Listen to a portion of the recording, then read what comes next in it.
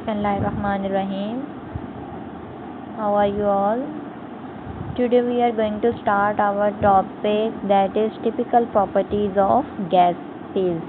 Last time हम लोगों ने टू प्रॉपर्टीज़ डिफ्यूजन और डिफ्यूजन को पढ़ लिया था. आज हम पढ़ने जा रहे हैं प्रेशर. प्रेशर जो है वो हमने पढ़ा था कि हमारे पास गैसेस जो होती हैं उनको हम एक हाई प्रेशर के साथ किसी भी एक कंटेनर से दूसरे कंटेनर में वो कन्वर्ट कर सकते हैं. ठीक है, यानी एक कंटेनर से दूसरे कंटेनर में ट्रांसफ़र कर सकते हैं. तो हमारे पास gas molecules are always in continuous state of motion, यानी गैस के मॉलिक्यूल्स हर वक्त मोशन में होते हैं, यानी हरकत करते रहते हैं. The molecule strike with the walls of the container और any other surface they are exert pressure, यानी ये एक दूसरे के साथ टकराते रहते हैं या फिर कंटेनर जिस कंटेनर में हमने इनको डाला होता है उस कंटेनर की दीवारों के साथ टकराते रहते हैं, जिसकी वजह से ये एक प्रेशर जो है उसको एक्सर्ट करते हैं. ठीक है, और वो जो प्रेशर होता है हमारे पास उसको हम लोग कैसे डिफ़ाइन करते हैं? Pressure is defined as the force exerted per unit surface area, यानी P is equal to F by A. F हमारे पास फोर्स है और A हमारे पास एरिया है.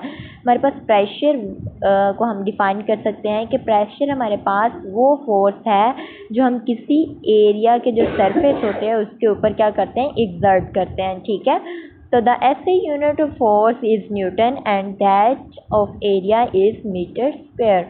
यानी अगर हम यूनिट SI यूनिट यानी सिस्टम इंटरनेशनल यूनिट में हम लोग देखें तो न्यूटन का यूनिट हमारे पास है फोर्स, ये आप लोगों ने फिज़िक्स में पढ़े हुए हैं, और एरिया का हमारे पास यूनिट है मीटर स्क्वायर. तो इसी तरह हम लोग कह सकते हैं कि हमारे पास जो प्रेशर है उसका यूनिट होता है न्यूटन मीटर पर स्क्वायर, या फिर हम लोग इसे पास्कल भी बोलते हैं. अब आप कहेंगे कि एरिया का तो मीटर स्क्वायर था ये, लेकिन इधर मीटर पर स्क्वायर क्यों है? क्योंकि वो वहाँ पर डिवाइड हो रहा था, तो जो वैल्यू डिवाइड हो रही हो तो ऊपर जाके वो मल्टीप्लाई होती है तो उसके साथ साइन चेंज हो जाता है, तो माइनस का साइन है. ठीक है, तो 1 pascal is equal to 1 newton metre per square. Barometer is used to measure atmospheric pressure and manometer is used to measure the pressure of laboratory in the laboratory. ये बैरोमीटर और manometer हम लोगों ने 8th class में पढ़े थे कि barometer क्या करता है कि एटमॉस्फेरिक प्रेशर को मेजर करता है, और जो मैनोमीटर है हमारे पास जिसको हम लोग इसलिए यूज़ करते हैं प्रेशर यूज़ करने के लिए लेबॉर्ट्री के अंदर. ठीक है, उसके बाद हम लोग नेक्स्ट पे अगर देखें तो standard atmospheric pressure is very short important question है ये, कि हम अक्सर पेपर में पूछते हैं कि what is the standard atmospheric pressure या डिफाइन स्टैंडर्ड एटमॉस्फेरिक प्रेशर. ठीक है, तो it is the pressure exerted by the atmosphere at the sea level, यानी ये हमारे पास वो प्रेशर है जो एक्सर्ट करता है atmosphere at the sea level, यानी सी लेवल पे हम लोग इसको ये एक्सर्ट होता है. It is defined as the pressure exerted by a mercury column of 760 millimetre height at sea level, यानी हमारे पास ये प्रेशर जो है वो मर्करी का एक कॉलम अगर 760 है हमारे पास उससे भी हाईएस्ट होगा सी लेवल पे. ठीक है, it is sufficient pressure to support a column of mercury 760 millimetre in height at sea level, यानी अगर हम देखें कि 1 ATM यानी 1 atmospheric pressure is equal to हमारे पास 760 millimetre of mercury, Hg mercury का साइन है. ठीक है, और ये जो हमारे पास 760 मिलीमीटर ऑफ मर्करी इसको हम लोग टॉर के इक्वल भी कहते हैं, तो ये किसके इक्वल हो गया? 760 टॉर के, और 1 टॉर हमारे पास किसके इक्वल होता है? 1 मिलीमीटर मर्करी के. ठीक है, तो अगर हम न्यूटन मीटर स्क्वायर में जाकर देखें तो हमारे पास 101,325 metre Newton metre per square equal किसके होगा?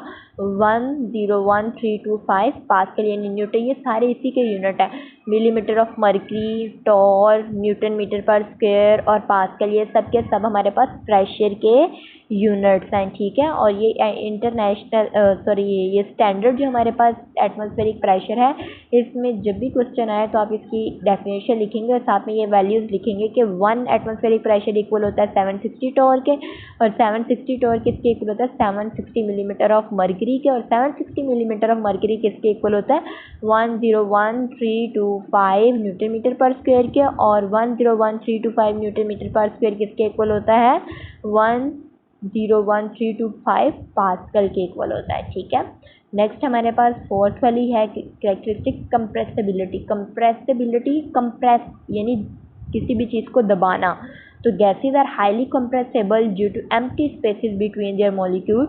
गैसेज जो हैं वो बहुत ज़्यादा कंप्रेसिबल हैं क्योंकि इनके दरमियान में खाली स्पेसेस होती हैं। ठीक है, व्हेन गैसेज आर कंप्रेस्ड, जब गैसेज को हम लोग दबाते हैं, the molecules come closer to an other and occupy less volume as compare to the volume in uncompressed state. यानी जब हम लोग इसको दबाते हैं तो इसके मॉलिक्यूल्स जो होते हैं वो एक दूसरे के करीब आ जाते हैं, और एक दूसरे के करीब आ जाने के बाद इनके दरमियान में वॉल्यूम जो होता है वो बहुत कम हो जाता है एज़ कम्पेयर टू अनकम्प्रेस। यानी कंप्रेस करने से पहले इनका जो वॉल्यूम था वो ज़्यादा था, लेकिन जब हमने इसको कंप्रेस कर दिया तो इनका वॉल्यूम जो है वो कम हो जाता है। ठीक है, नेक्स्ट हमारे पास है mobility.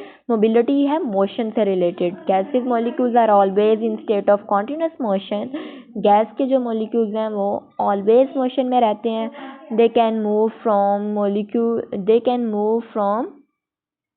one place to another because more gas molecules possess very high kinetic energy। यानी ये हमेशा एक जगह से दूसरी जगह जो है वो मूव करते रहते हैं क्योंकि इनके दरमियान में बहुत ज़्यादा हाई काइनेटिक एनर्जी होती है। They move through empty spaces that are available of the molecules to move freely. यानी इनके दरमियान में जो एम्प्टी स्पेसेस होती हैं वो इनको बहुत तेज़ी से मूव करने के लिए हेल्पफुल होती हैं, या फिर इनको स्पेस प्रोवाइड करते हैं जिसकी वजह से ये इजीली क्या करते हैं मूव करते हैं। दिस मोबिलिटी और random motion results in mixing up of gas molecules to produce a homogeneous mixture. तो ये जो मोबिलिटी है रैंडम मोशन की, ये क्या करती है results in mixing up of, यानी इनको मिक्सिंग करती है मॉलिक्यूल्स को एक होमोजीनियस मिक्सचर बनाने के लिए। नेक्स्ट है हमारे पास डेंसिटी ऑफ गैसेस। बहुत ये भी इम्पोर्टेंट है। Gases have low density than liquids and solids. इनके डेंसिटी जो है वो सॉलिड से भी और लिक्विड्स दोनों से ही कम होती है।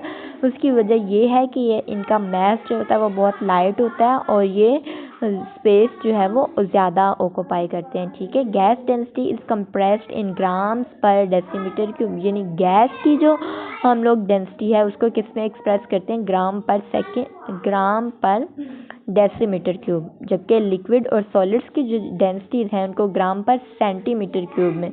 ठीक है, ये एमसीक्यूज है कि गैस की जो डेंसिटी है उसको हम ग्राम पर डेसीमीटर क्यूब में कैलकुलेट करते हैं, और जो गैसी हमारे पास लिक्विड्स और सॉलिड्स हैं उनकी ग्राम पर सेंटीमीटर क्यूब में हम लोग उसको कैलकुलेट करते हैं। Liquids and solids are 1000 time denser than gases.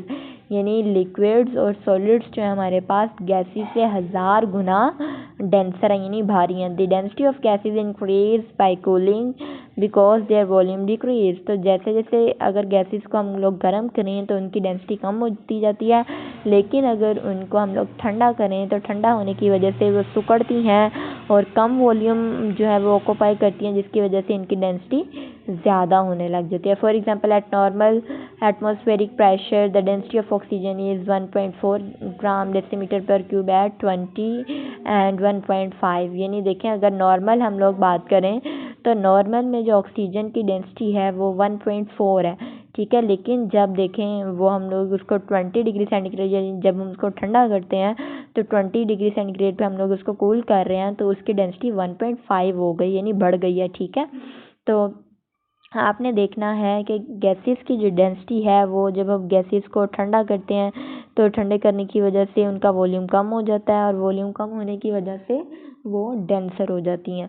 तो गैसेस की डेंसिटी को हम लोग ग्राम पर डेसीमीटर क्यूब में कैलकुलेट करते हैं, और लिक्विड्स और सॉलिड्स की ग्राम पर सेंटीमीटर में उसको करते हैं कैलकुलेट।